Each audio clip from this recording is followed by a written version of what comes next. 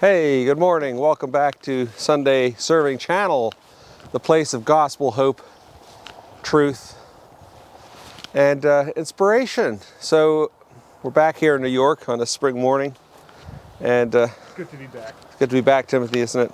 Yeah. That was a great experience we had down in Australia. Yeah.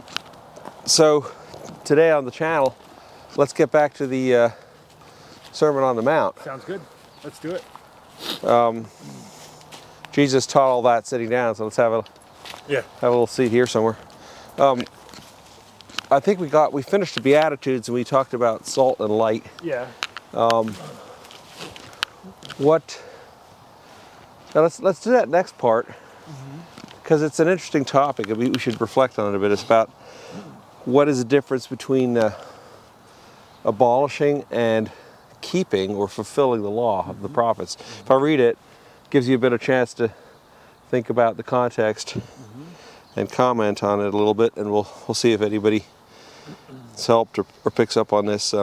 Matthew chapter 5, 17 through 20.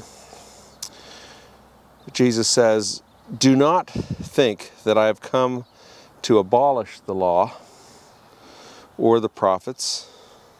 I have not come to abolish them, but to fulfill them. For truly I say to you, until heaven and earth pass away, not an iota, not a dot, will pass from the law until all is accomplished. Therefore, whoever relaxes one of the least of these commandments and teaches others to do the same will be called least in the kingdom of heaven. But whoever does them and teaches them will be called great in the kingdom of heaven. For I tell you, unless your righteousness exceeds that of the scribes and the Pharisees, you will never enter the kingdom of heaven." So on the surface, it sounds a little discouraging, doesn't it? I mean, wow. It does. Unless your righteousness exceeds the scribes and the Pharisees, I know I don't have a whole lot of hope of exceeding the righteousness of the scribes and the Pharisees. But what do you think, TJ? What do you think? Why did Jesus add this part to the Sermon on the Mount? Let's go back. Let's got to take it a line at a time. Yeah, let's do. That's a good idea. What are your thoughts on that? Do not think I've come to abolish the law or the prophets. I have not come to abolish them, but to fulfill them. So that part, I think, has something to do with that God, in his wisdom, keeps giving new things, right? And clearly, Jesus' life and message was something new, but it was also prophesied. And I think what's going on there is when God gives something new, it never contradicts or goes against what God gave in the past. So Jesus didn't say, obviously, I came to abolish the law. He said, I did not come to abolish the law, I came to fulfill it. And it goes together with the Beatitudes that we talked about a few videos ago. Each one of those things, sorry, not the Beatitudes, we're going to be talking about them in future videos. When Jesus talks about anger or lust or whatever, it's not forget about what Moses said, it's take that and deepen it, deepen your obedience. So it's not abolishing, it's fulfilling it is making. Jesus brought a new way, right? How to follow that law in a new way. Maybe you would argue about the interpretation, right? Like Jesus got in trouble about the way he dealt with Sabbath, right? Right. But he didn't dishonor the Sabbath. Right. He showed that by doing works of love and mercy on the Sabbath, that is more in keeping with God's law, right? Than being cold and ignoring someone in need because you, quote, are not doing work. That's a good point. And so I recently read something from somebody who knows a lot about this stuff, an Israeli scholar. He said that when you have a teacher from back at that time talking about, abolish and fulfill, using that doublet, whatever, what he's trying to say is he's bringing a new way of understanding. Okay, yeah. And I love that. And Jesus used that language of renewal. You mentioned some of the prophets, right? Yeah. About a new way. Is there in Jeremiah and Isaiah? What does that bring to mind? There's quite a bit about that. I think in Isaiah, I bring something new, or behold, I'm bringing something new. Yeah. Do you know of any of those old passages that might Sure. be true to this teaching about not abolishing but fulfilling the law? Yeah.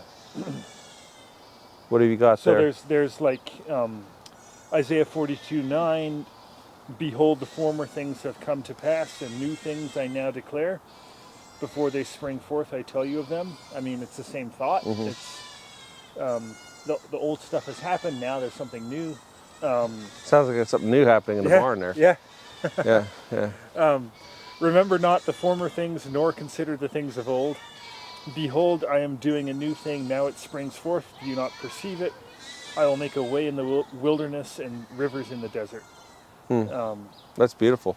So that's God's business. Of to course, bring something new. when Jesus met with Nicodemus, who was a scribe or a Pharisee, what was he, a scribe or a Pharisee? He's a Pharisee. He was a Pharisee, and he told him that line from John about, unless you are born again, you will not enter the kingdom of heaven. I like that. That's part of that renewal too. So being made new, fulfilling, same thing there. Isn't that a beautiful thought? Yeah. How Jesus made. Okay, so let's deal with some of the other things here. I like this little line about, for truly I say to you, until heaven and earth pass away, not an iota, not a dot will pass from the law until all is accomplished. What does that mean to you? What is an iota and a dot like in Jesus' language? Yeah. What was he talking about? I love that line. It's fantastic. So back then, it was most people who would have heard the law of Moses would have heard it read. They wouldn't have had access to a scroll. But in every synagogue, there would have been scrolls. And the iota in Greek, that's in Greek, but in Hebrew it would have been the yod, which is the letter Y, and it's the tiniest letter, very, very small. And then the other thing... So it's kind of like Jesus saying dotting your I's and crossing your T's. Exactly. And then the other thing refers to the little mark that they put above the last letter at the end of the verse. And it's also very tiny.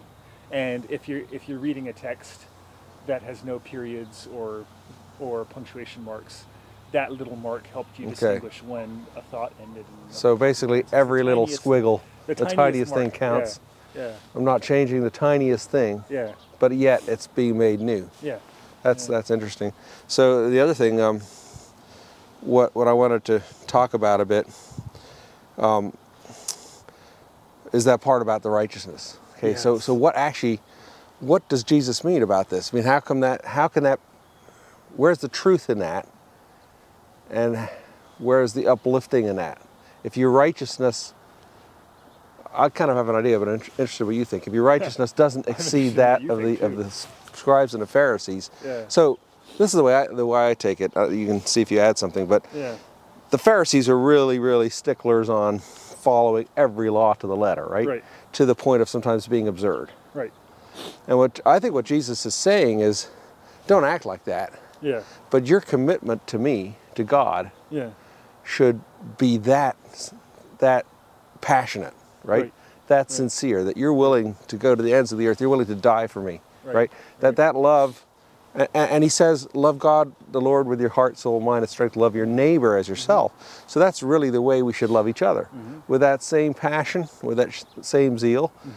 The way maybe the Pharisees are overdoing it with the law. The new law is you do that, you love like that, you give your life like that. It's that self-sacrifice and love. What do you think? Is there? I agree. Yeah, that's kind of the way I interpret that. Yeah, I think, and to kind of complement that, so the Pharisees would have been very concerned about the physical things that you do. Like, don't rub seeds between your fingers on the Sabbath, that kind of thing. But if when we keep on reading and we see those things that Jesus talks about, like anger and lust and all that stuff, it's the matters of the heart. Right. It's relationships, right? It's relationships. Is there something in the word righteousness that actually means your relationship to God, your relationship to others? So you're in your relationships. Exceed that zeal, that passion of the Pharisees in doing what's right. And the thing about Jesus' standard is God is the one who judges our hearts. I could be sitting here with a smile on my face and be angry. And according to the Pharisees, I wouldn't be doing anything wrong. But according to Jesus, that's interesting, because when we continue on, with the rest of the teachings of the Sermon on the Mount. It talks a lot about that, the attitude, right? Yeah. So I think that's part of what sin Jesus is driving at. is more in the attitude and the outlook of the heart, Yeah. which then speaks to our relationship to each other and to God, than it is in what we actually do or then actions. I could be doing all the right things and Yeah. doing what I'm told, but be angry or whatever, and yeah. So in that way, Yeah. we don't need to be worried about that righteousness. It's not how you appear being holy, but it's really, is my heart with God? Am I loving my fellow men?